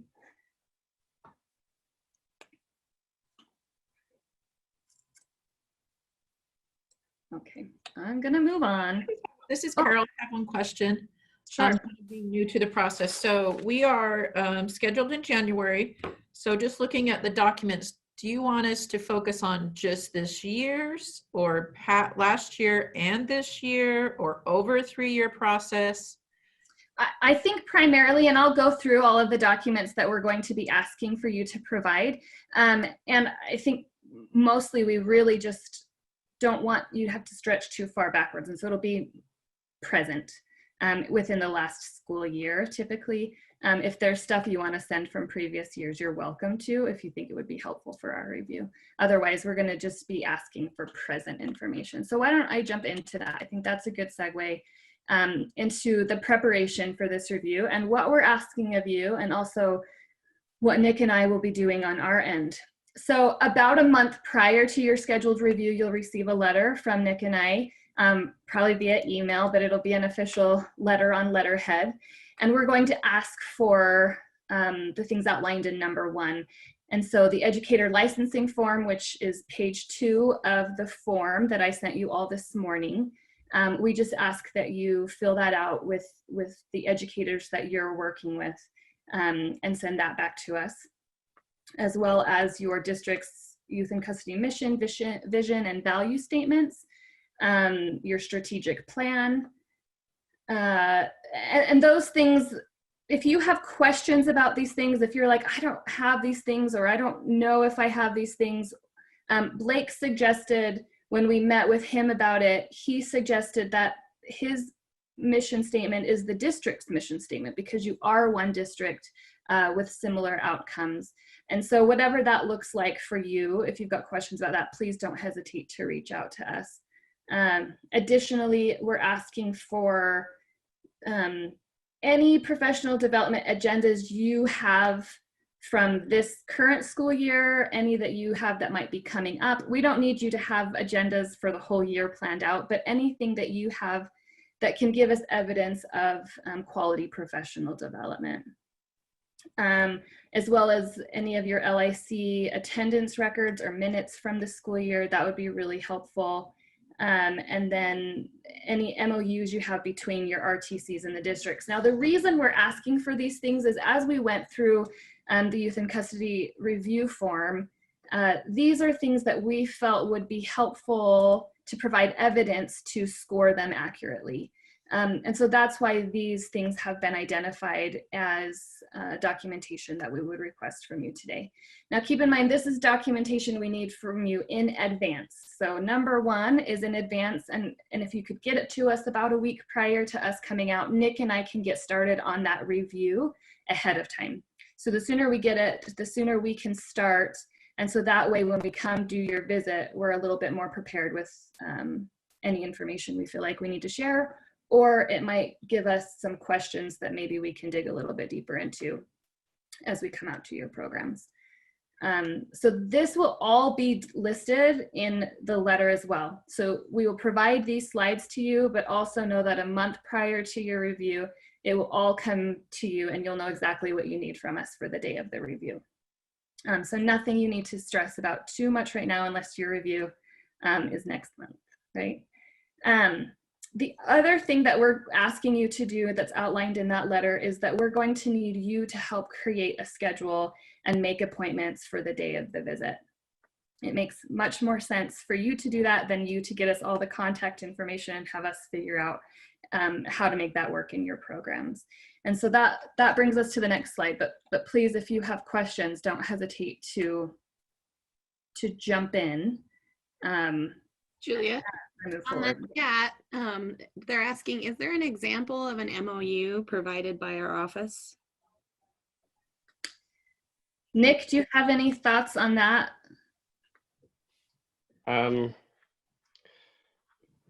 You know, there's not really, but we can see what we can do to collect one. And we haven't like required MOUs in the past, so we don't have any existing MOUs on file here. But yeah, we can send out some guidance on that for sure. And yeah, thank you, Blake. There are definitely MOUs out there. And so we will probably reach out to a few programs and maybe make a collection. I think that would be helpful.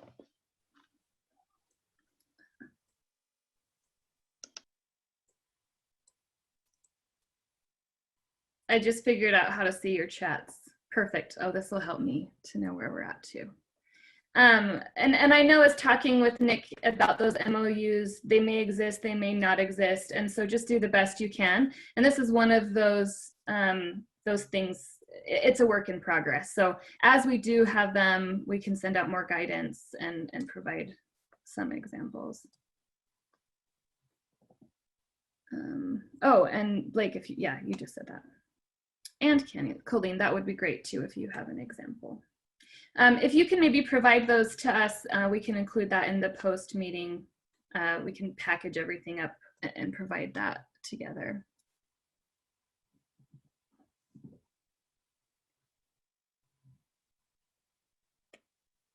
Great. Thanks, Jason.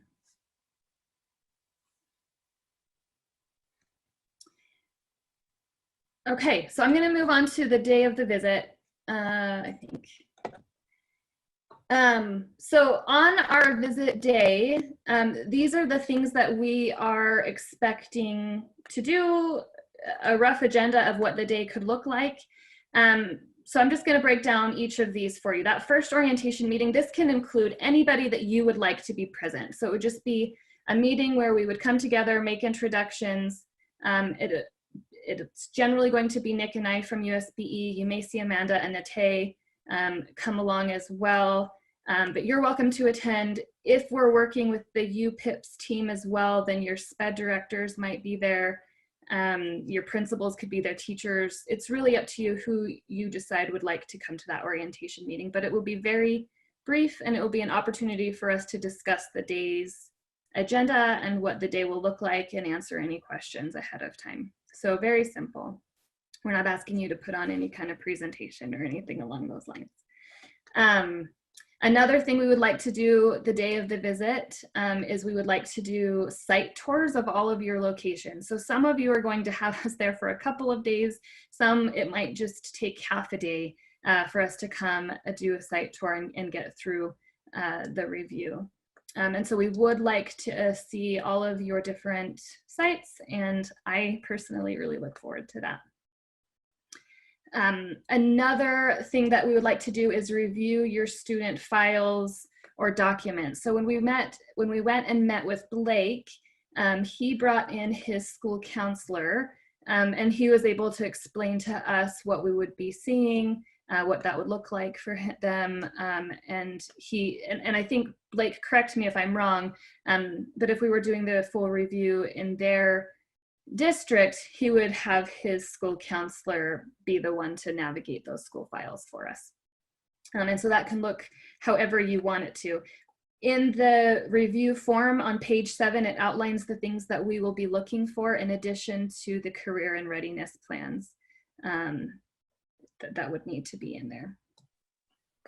Sorry, Julie, this is Carol, and I know I've got tons of questions, but I'm new to this Hi. game. I'm a little unclear on what you mean by student files. So are you talking like their CUME file, a special ed file, a YIC file we've created? Like, what are you looking for in a student file? So all of it, right? Let me see if I can pull up that form. Do you still see my slide, or do you now see this form? We're seeing the form, Julia. Thank you. So the CCR plan, IEPs, 504s, behavioral progress and improvement, anything along those lines. Students' records, including grades, attendance. Thank you. That's super helpful. I got it. Scores, assessment. So really it's a lot, right?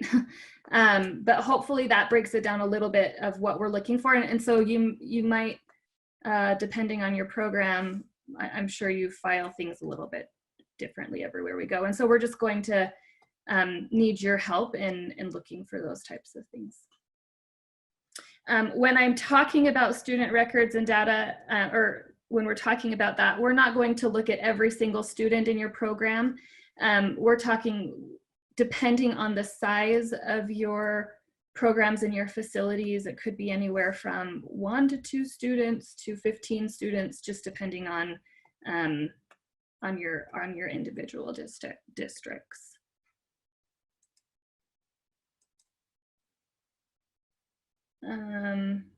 Another aspect of what we would expect that day is we would like to do interviews of one administrator, which would likely be you, or somebody that you generally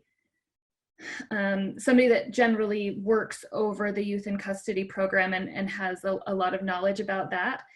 We'd also like to meet with at least one teacher in each school or site, however that works in your districts. So one teacher per site, if it's multiple programs that way.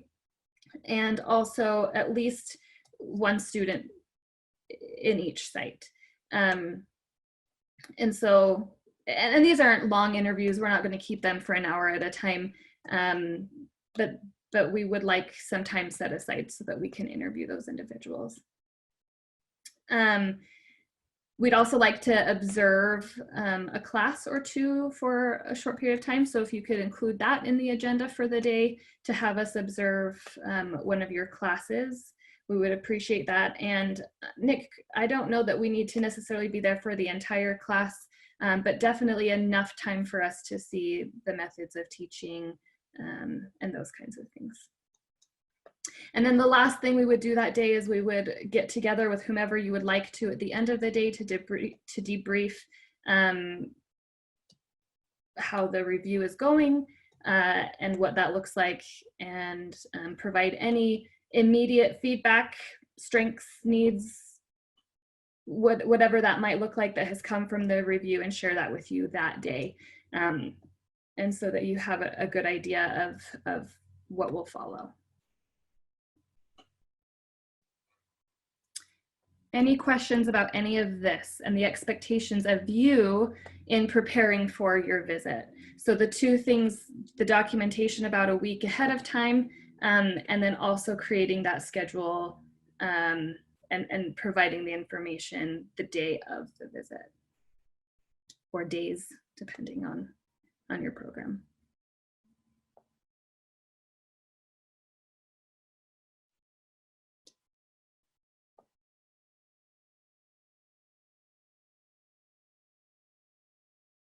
Okay. And we're gonna have lots of time for you to ask questions at the end too. So if they're building up, you can wait to share them in a moment.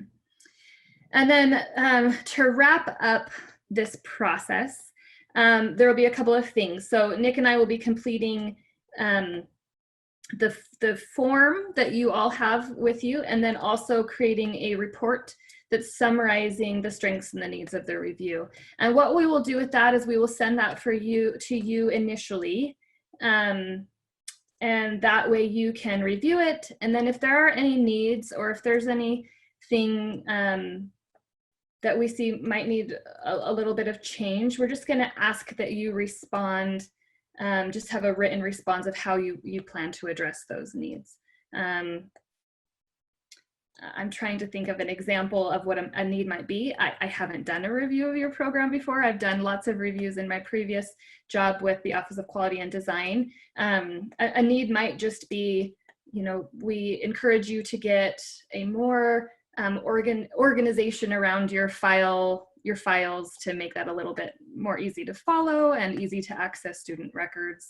That might be a need. And then a response to that might be, we're going to utilize Aspire to a greater level, and whatever else that might look like for you. And so just really simple. And then what we would do with those responses, we would wrap up and create a final report, which would then be provided to your districts and superintendents. And then also keep on record here at USBE. So as we move forward and continue these reviews, we will have access to historical reviews to help better inform as we move forward and to provide maybe better support or resources. Yeah, and I think, Blake, I think you're absolutely right. Us coming out and doing kind of a little review of your program really helped me to see how awesome I think you're doing, and give me context to what's happening all over the state. I think this will be a great opportunity for you to shine and to feel really good about what's happening in your programs. Thanks for that.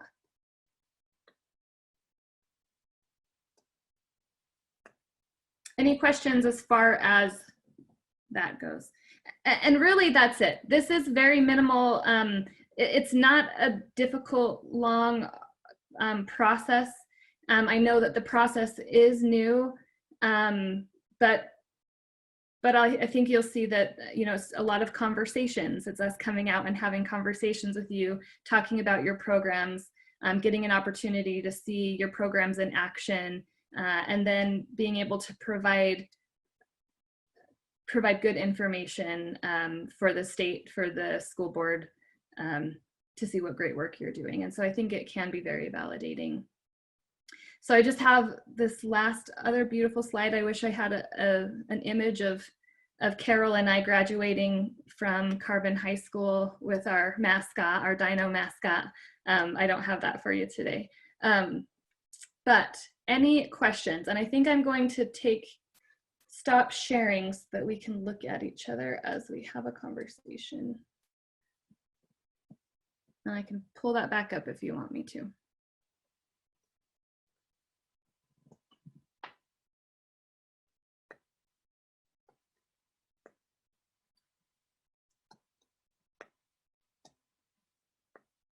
Any feedback, anything you would like to see us do in these visits, anything you don't agree with that I've reviewed today?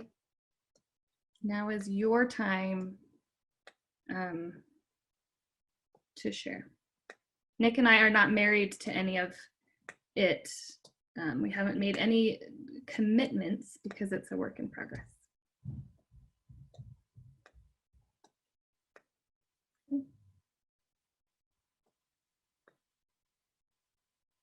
Nick, any thoughts? Anything Yeah, this talk of marriage and commitments is kind of scaring me, actually. Sorry. We're both happily married to to people, not to this program, but we are excited about the process.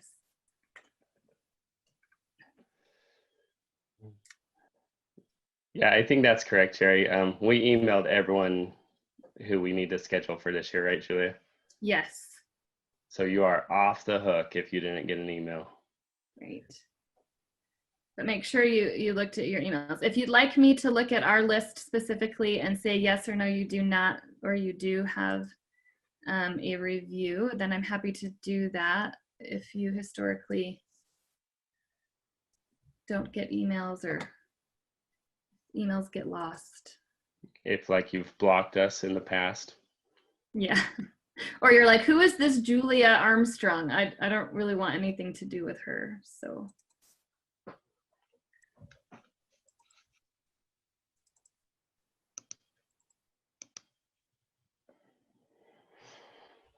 I wasn't sure if it was, what the etiquette was in sharing what's happening with all the districts in a PowerPoint. So I tried to keep all of your information. I didn't want to put this on blast in case anybody cared. And Jerry, you are box elder, right? So you're off the hook.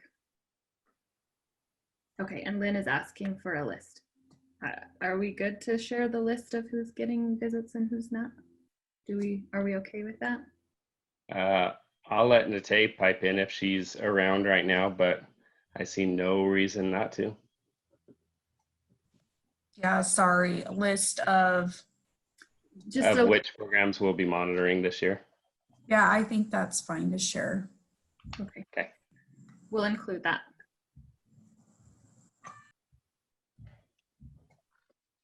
If you're starting with Blake and Steve, the rest of us have nothing to worry about. Yeah. That's how we planned it. Bravo. We went to Blake first, right? So that everything else will be a shining relief. Yeah. He told us how it was. He laid it down. If you guys don't know this, Blake is on his final year with us this year. So if you want the honest truth, now is the time to get it, and he is your guy.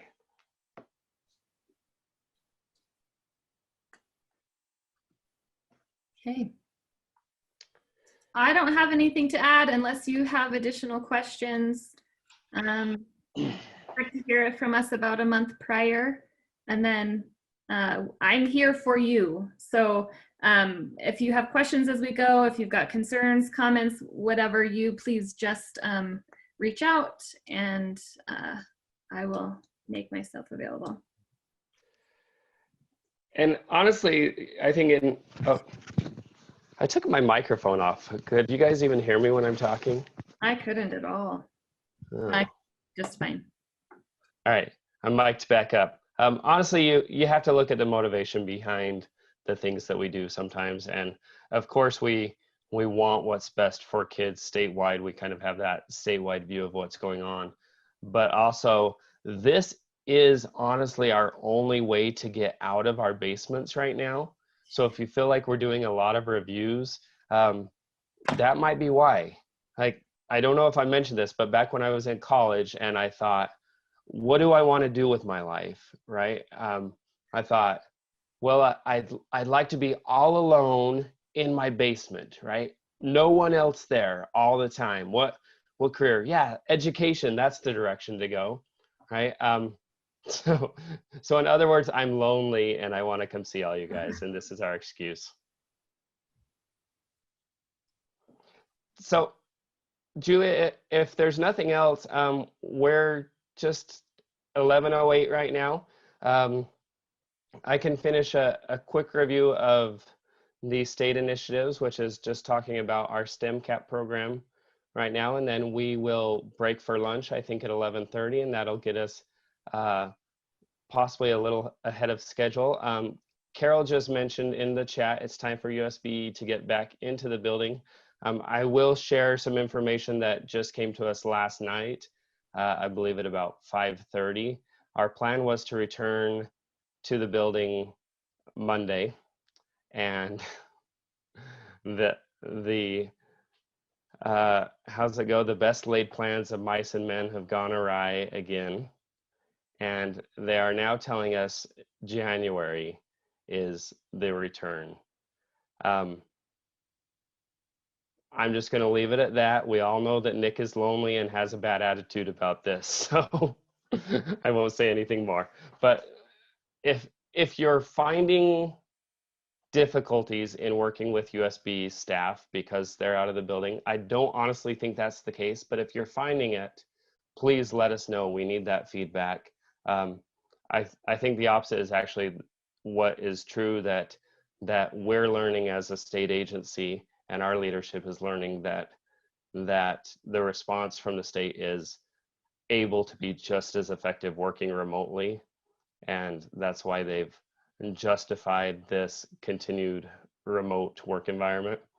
But if it's not the case for you, please, if it's with us, let us know for sure. If it's in general, let us know. We can help make the connections, whatever the case may be. All right. Let's get back to state initiatives. Like I said, we have a couple big initiatives that we're working on. Sorry, I just cannot push buttons and talk at the same time. There we go, all buttons have been pushed. So our next state initiative that I want to talk about for a minute is the STEMCAP, or the STEM Community Alliance Program. And it's in one of those programs that has been a real evolution here at the Youth in Custody group at the state and with some of our partners. It started quite a few years ago. In fact, Travis, I was going to ask you when we started with the STEM Ambassador program. Do you know? I'm guessing like 5 years ago, but that really is a guess. Yeah, so Nalini Nadkarni, who is kind of our lead with all these projects, I approached her years ago because of her work with Blue Rooms. You can Google it, but in essence, it's her work with isolation rooms for adult inmates. And that was the genesis of all these other pieces that came from this. So yeah, she's been a real gift to work with. As a matter of fact, she just did another Radio West this past week on all the trees that had fallen after the windstorm. So if you want to feel connected to someone that we've got a common thread with, Nalini Nadkarni is her name, Dr. Nalini Nadkarni. And how long ago was that, Travis, that you connected with her? That would have been, yeah, probably 6 years ago. Okay. Yep. Awesome. Well, like Travis said, it's been a great experience. I think this is one of the great connections that we've made here. It started kind of as something small with the STEM Ambassador program, and basically what that was bringing scientists into our programs, usually just for like a single lecture, just a connection to say, hey, this is what a real scientist looks like out in the world, right? And they're probably not exactly what you'd expect them to be. And it's evolved to the point where we now have scientists coming into classrooms for weeks at a time, working with students directly on specific projects and helping the students not only be involved, but do the work of a scientist and really see what it means to do that work. I've invited Jason to share just for 1 minute or so some of his experiences in Granite School District with the STEMCAP program. Jason, are you with us right now? Yeah, can you hear me? Yeah, excellent, thanks, sir. Okay. Yeah, it's been really good, the whole process, how it's evolved over the last couple of years. First year we did it involved the Milkweed Project at Decker, and the kids just loved it. I think what's neat about it is, it's a science theme that can kind of increase the rigor in the curriculum for kids in an appropriate level, because our kids are typically a little bit behind. But what I liked about it is it kind of took what we know, not only YIC kids, but kids in general, respond to curriculum when you see something that has some life applications. So, God, that was a segue, Nick. I didn't even know you were going to put that up there. I'm on top of things. But they're able to see it in action. And some of the things, they're very organized, and they have been able to develop it around themes about, they call them grand challenges. So Blake and Travis, you know all about that, but they stem a particular challenge and get the kids to really think, which I think is nice. It gets them to advocate for causes, and it doesn't do it in a way that is, you know, so much of what we do these days, I should say, is so political, and it can create a lot of anxiety and stuff, but they ask them to advocate for things they believe in that are responsible causes and not kind of into those cloudy areas. And the kids like it because it's life application, like I mentioned. It's something that they can take from them when they go and continue advocacy if it's something that was of interest to them. And we did have some kids that it kind of spurred interest in potential careers for them. So I don't have enough nice things to say. Nalini's team is really organized, and the kids really loved it, and the teachers loved it too. That picture they initially had was over at our site. Used to be called Genesis, more of the DSI, Day Skills Intervention, and it just was well received there. Excellent. Thank you, Jason. I really appreciate that.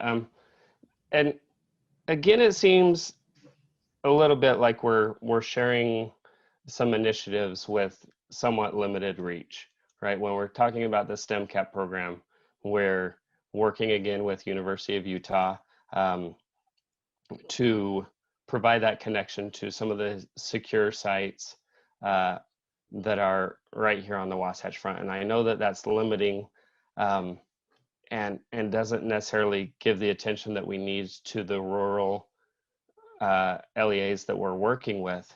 But I'd like to present it kind of as a model. You know, if you go to STEMCAP.org, they've developed a really fantastic website with the work that they're doing. But what I've noticed above all else with the STEMCAP program and the STEM Ambassador program is how willing and interested people are to come in and work with our kids. And I don't think I took advantage of that enough as a teacher, whether as a classroom teacher in a traditional school or in a secure setting, knowing that there are community members out there that want an opportunity to share and to serve and to work with our youth. And while there are some roadblocks that we face that maybe other teaching settings don't face, none of them are insurmountable, right? STEMCAP has proven that we have the ability to bring in scientists and equipment and experiences to our students that they probably have never had in the past, right? Whether in traditional school or in the many school settings that they've been placed in through their state involvement, they just don't have these experiences. You know, we have the opportunity to really expand what is available for our students. And STEMCAP is another great model of how we can do that, you know, how we can start making connections with instructors from local colleges or local businesses, or even just people we know. Dr. Nat Carney said that one of the hardest things she's dealing with right now, as she put out a call for presenters, is the sheer number of people who want to be involved. And it's hard for her to limit the involvement to the capacity that they're able to support right now.